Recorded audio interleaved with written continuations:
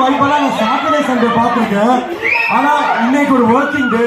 இந்த கில்லி படம் வந்து கமலால வந்து அட்வான்ஸ் புக்கிங்ல ரெக்கார்ட் பண்ணியிருக்கு.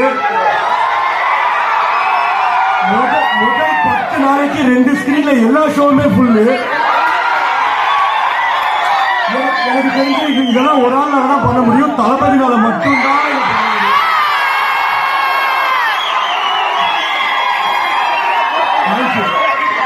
எங்க தேட்டர் மேல நீங்க வச்சிருக்க